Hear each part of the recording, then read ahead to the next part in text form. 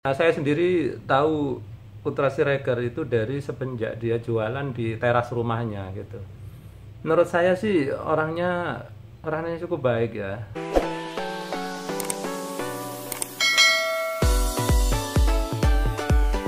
Bismillahirrahmanirrahim. Kawan-kawan, kali ini saya akan membawakan topik yang agak lain ya. Ini karena menjawab pertanyaan kawan-kawan tentang apakah benar handphone di Batam itu murah-murah gitu. Nah gini kawan-kawan, ngomongin tentang handphone murah gitu ya, itu nggak lepas juga dari nama Putra Siregar yang akhir-akhir ini diberitakan, ya 2 hari yang lalu atau 3 hari yang lalu, diberitakan ditangkap oleh bea cukai gitu. Sebetulnya ketika ada berita itu muncul, ya kita antara kaget dan nggak kaget juga gitu.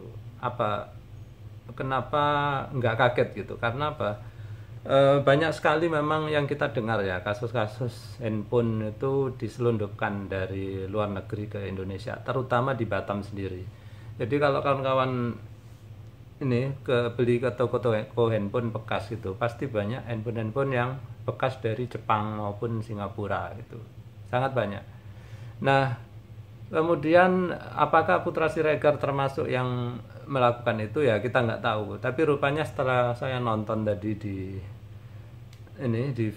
video di YouTube-nya Deddy Corbuzier, rupanya itu kasus dia ditangkap itu adalah tahun 2017.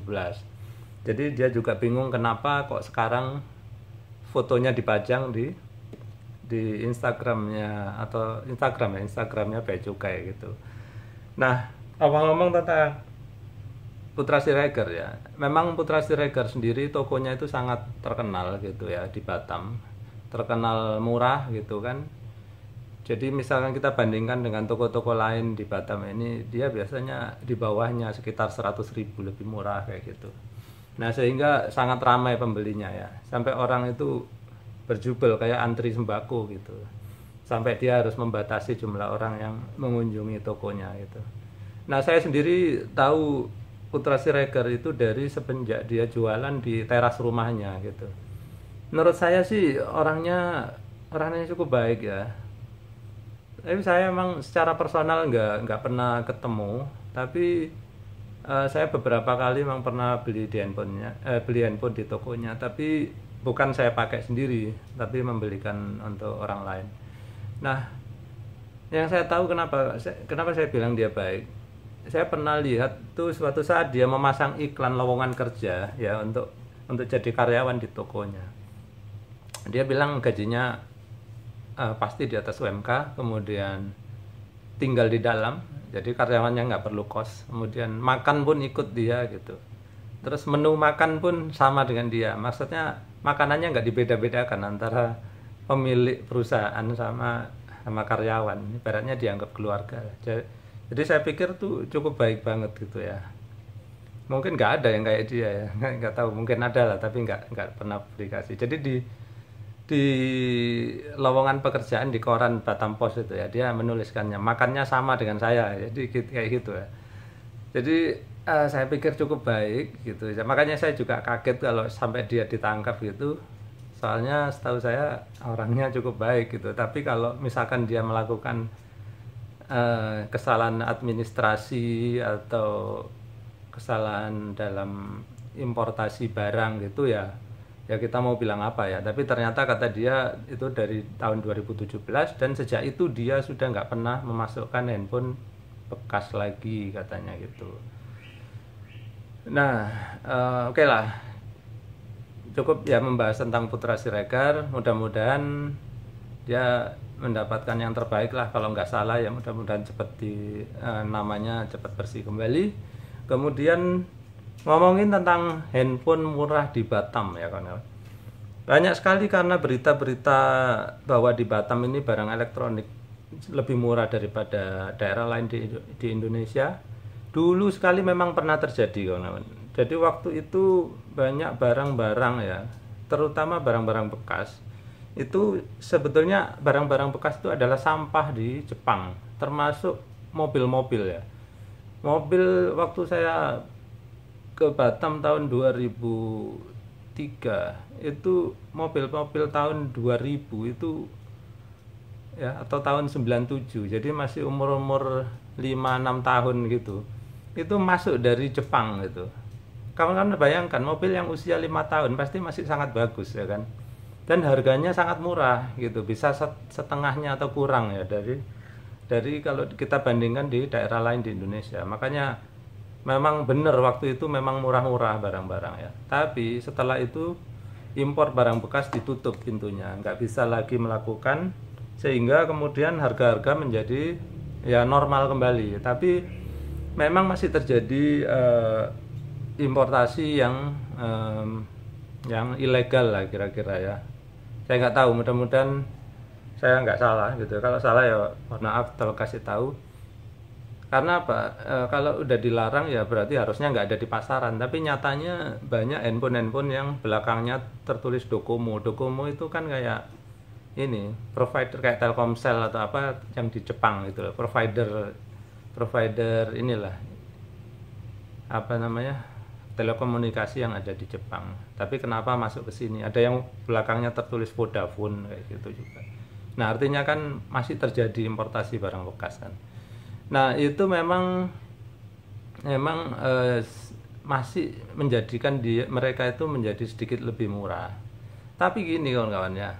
Kawan-kawan kalau lihat iklan handphone murah itu jangan mudah tertipu. Misalkan nih contoh ya, ada penawaran iPhone, saya nggak tahu harga handphonenya karena jarang beli. Anggaplah harga iPhone 10 misalkan ya, harga bekasnya di Jawa rupanya masih 10 juta misalkan, saya nggak tahu ya, kira-kira aja, misalkan aja ya, misalkan di Jawa 10 juta, kemudian ada toko yang ngaku di Batam menjualnya dengan harga 1 juta. Nah kayak gitu kawan-kawan jangan percaya. Kenapa? Kalau beda harganya sampai 9 juta kayak gitu, pasti kawan-kawan pun nggak akan kebagian. Jadi kalau saya misalkan tahu di sini ada, saya beli di sini yang banyak-banyak ya harga 1 jutaan, saya kantongin aja naik pesawat modal 500.000 PP misalkan 1 juta, bisa saya kalau ngantongin sampai 3 handphone bisa untung berapa nih, 27 juta ya kan. Jadi pasti semua orang akan rame-rame melakukan hal yang sama kayak saya. Jadi nggak mungkin ya karena perbedaannya kalaupun beda paling juga 100, paling banter tuh 200.000. Jadi kalau perbedaannya sampai 1/10-nya sampai 20%-nya jangan percaya kawan-kawan. Terus modusnya begini biasanya ya, kita diiming-iming dengan biasanya itu di Instagram ya, Instagramnya itu nanti akan memuat ini komentar-komentar. Jadi sebetulnya akun-akun palsu itu bikin komentar, terima kasih handphonenya bagus sekali, pengiriman cepat, bla bla bla bla gitu kan. Nah itu mereka akan bikin testimoni palsu, termasuk di Google Maps juga nanti ada testimoni palsu. Itu untuk meyakinkan pembeli-pembeli yang tergiur harga murah tadi gitu kan. Nah nanti kawan-kawan begitu tergiur, kadang kawan-kawan kan gini, contoh nih, ada handphone Samsung misalkan ya, Samsung Note 5 gitu, terus dijual dengan harga 200.000. Kadang kawan-kawan kan mikir, wah 200.000 murah sekali, padahal di sini misalkan masih 2 juta misalkan, atau 1,5 juta, ini 200.000, nggak apa-apa lah 200.000, kalaupun nanti misalkan tertipu hanya 200.000. Akhirnya tertipu beneran ya. Biasanya penipunya itu nggak akan berhenti di situ, dia akan menipu lagi seperti ini. Ini kami sudah packing tapi pihak bea cukai masih menahannya sehingga harus menambahkan cukai, membayar cukai sebesar 100.000.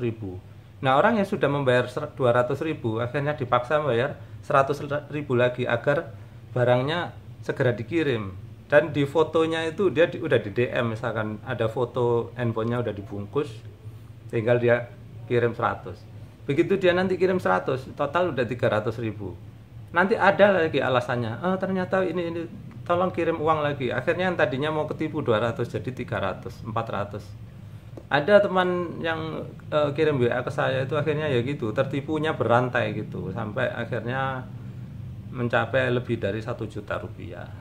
Jadi kawan-kawan sekali lagi jangan percaya ya. Terus kenapa saya tahu? Karena beberapa orang itu kirim WA ke saya kemudian menanyakan, Pak boleh tanya karena Bapak di Batam, toko ini ada nggak gitu. Setelah saya cek, dan kebetulan saya tinggalnya memang dekat yang ada di Google Map itu, nggak ada gitu ya, nggak ada toko itu.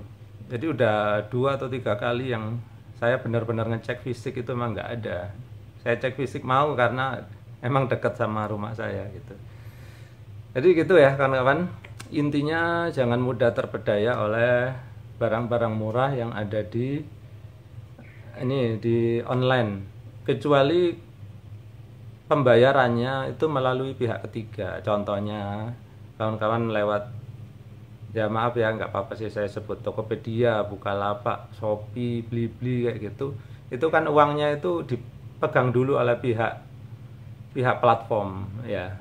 Setelah barang terkirim sampai tangan kita, baru kita ditanyakan barangnya udah diterima. Kalau kita bilang udah, baru uangnya dicairkan kepada penjual. Nah kayak gitu itu relatif aman. Nah, meskipun kadang-kadang ya memang ada penipuan, tapi penipuannya sih biasanya barangnya jelek, akhirnya harus dikembalikan kayak gitu-gitu. Tapi nggak sampai yang barangnya nggak terkirim sama sekali kayak gitu. Baik kawan-kawan, mudah-mudahan informasi ini bermanfaat agar kita terhindar dari penipuan-penipuan. Terima kasih sudah menyaksikan.